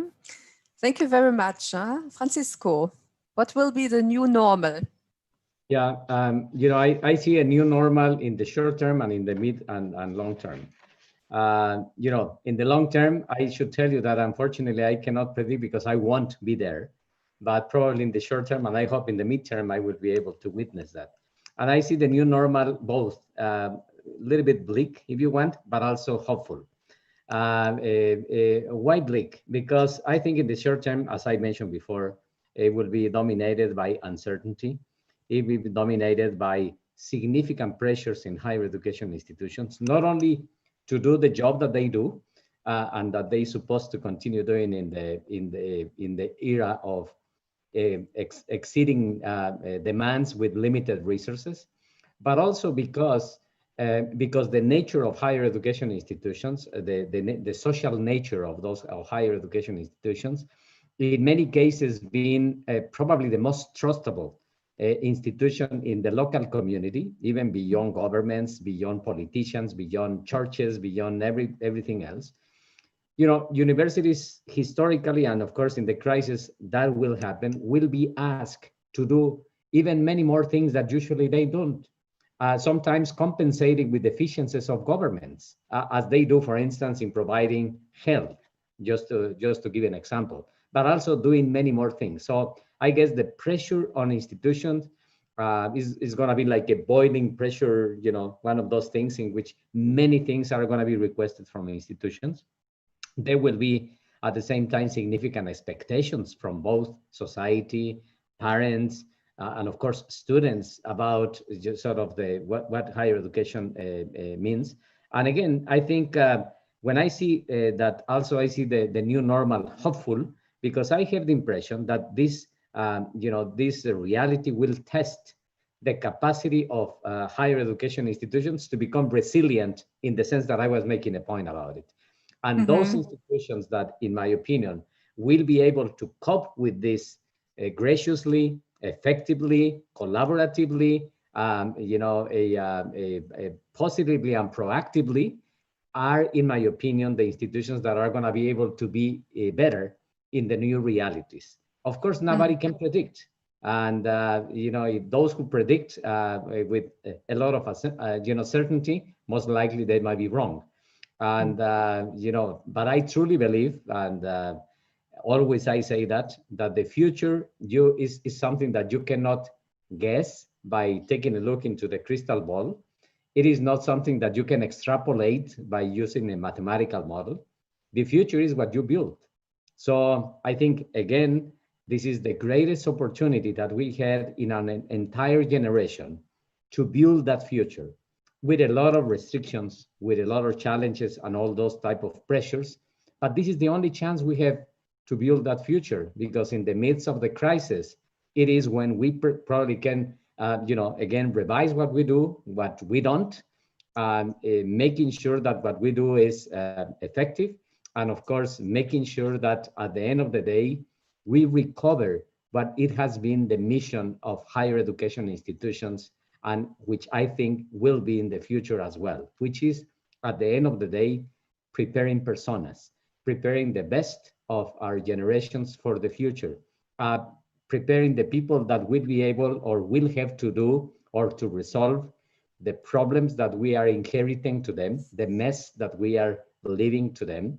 And of course, this is, again, the essence of our higher education institutions that we need to rescue, re-emphasize, reinforce, and of course, act upon.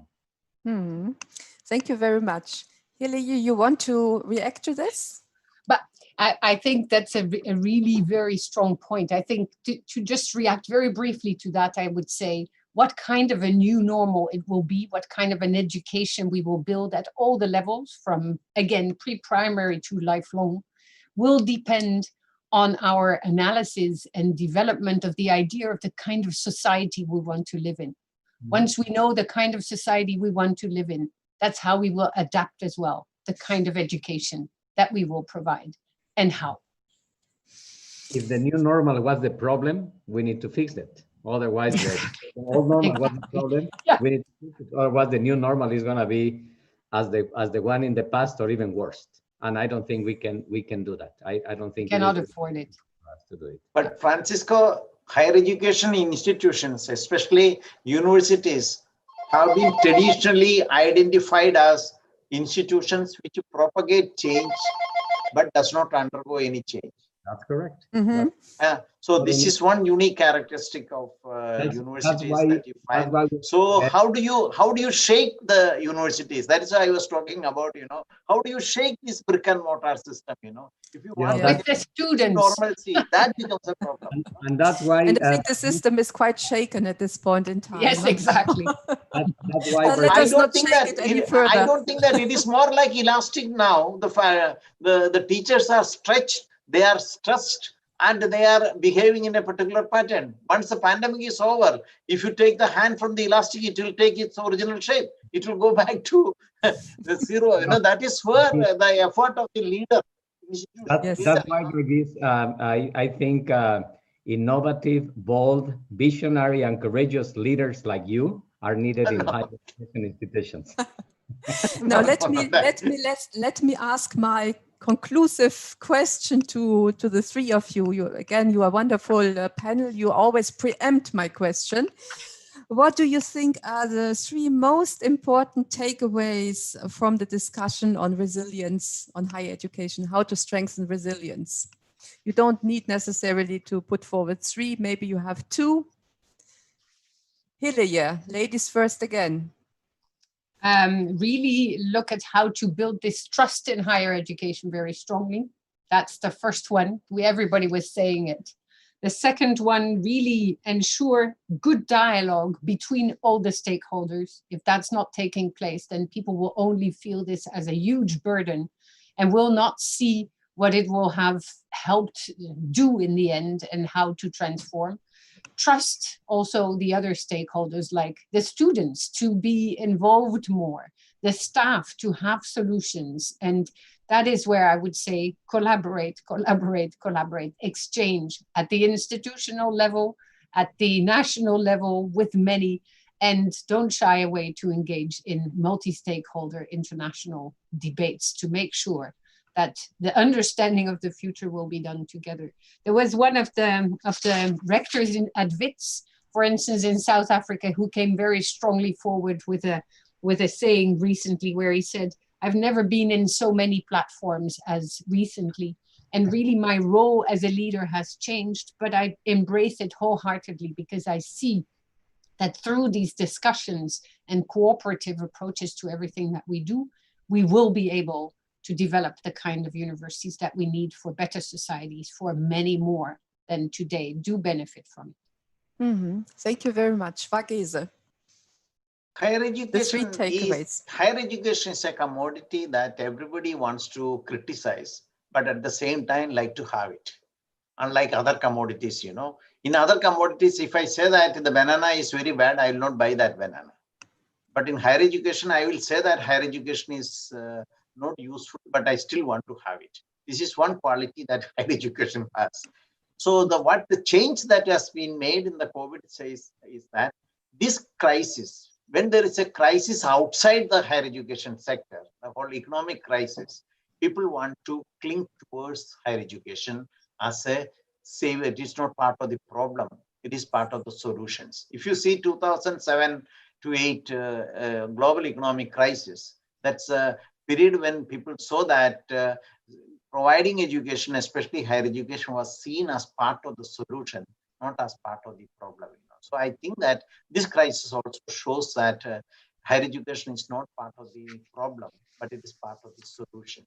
That gives a lot of, going back to what Hilly just said, is the confidence and the trust that you have gained in higher education, even in a period of no confidence in the government, in many governments, and even at a period when we are talking about unemployment of very high level of the higher educated graduates. But at the same time, the universities, the higher education system is gaining more confidence as institutions, providing the basis to fight against the crisis. That's what I feel. Thank you so much. Francisco, you have the final word. Thank you very much. Thank you, Michela, for the kind invitation and for the great opportunity to share perspectives with my friends and with the audience as well. I will say, just to finish and to reinforce what I have been talking about, is that this is time to question dogmas and assumptions. That this is, we like it or not, a renew and will be a renewed landscape for higher education in any place in the world. That this will require a new type of leadership, a leadership that is much more bold, visionary, ambitious but humble, but also aspirational, but more than aspirational, inspirational, and of course, less risk averse, and of course, a leadership that is willing to challenge the traditional assumptions. Then I will say that there is significant room for many things. There is room for, of course, more innovative higher education institutions. There is room for more globally oriented, but locally engaged higher education institutions. There is room for more evidence-based decisions in our systems of higher education and of course in our institutions. And of course, there is room for more vocal institutions about the important role they play for the future that all of us want to have for tomorrow. And then I would finish just with one quote that I love to use all the time. One is from Darwin, who said that it is not the strongest, not even the most intelligent who survives, but the one that has more capacity to adapt. In other words, the one that is more resilient. And the other one from Paul Valéry, who said that what concerns about our time today, and he said that in 1931, is that the future no longer is what it used to be. And that's where we are right now. Yeah, I think that's what we're experiencing very strongly at this point in time. Huh? So, yeah, thank you so much, the three of you. I think we had a wonderful panel discussion, a good stock-taking exercise, many, I think, important and useful ideas to communicate actually to the higher education community. Personally, I think that resilience is about what makes us stronger and less looking at our deficiencies. So in a way, I think it's a very positive, it's a concept that has a very positive connotation, and maybe one of the reasons why we have chosen it. Huh? So yeah, let me then again thank the three of you, and my thanks also to our director, Sue Grant-Lewis, for her continuous support to this strategic debate series, and of course everything else. Great thanks to our interpreters. They are always wonderful and bring us to the world.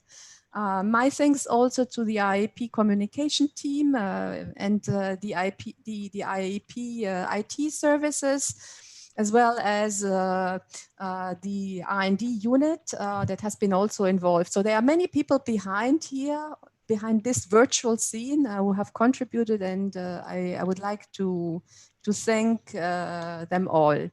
And then just a final announcement, the next strategic debate will be on the teacher force that we know already, and it will take place in January. And we will communicate the date in due course. So this leaves Thank you very much for a very good moderation, moderator's job, Michaela. Thank you very much. You did marvelously well. Thank you, Val. Thank you very much. Huh? We will be in touch. Also, our, especially Nadia is there. I could not see her. I could see her message. You please convey our regards and high regards and respect and affection and love to Nadia. I do not know who are the other interpreters, so I don't know. It's Raul. Huh? Nadia and Yeah, Raul. the interpreter. Yes. Okay. Thank you, wonderful. Okay. Speakers. Thank you. Yeah, wonderful speakers. So would you want to have the final word, perhaps? Oh, I think people are starting to leave, but just really, it's been quite a great discussion. And I appreciate all that everyone's contributed. I can see that Francisco's sense of humor, irony is very well appreciated, as you see in the feedback from the chat. Thank you very much for your contribution. Yeah, and have a good evening, afternoon, and end of the morning. Okay. End of the week for me. Yes, wonderful. Very good. Okay, that is true. Okay, that is true. see you all soon.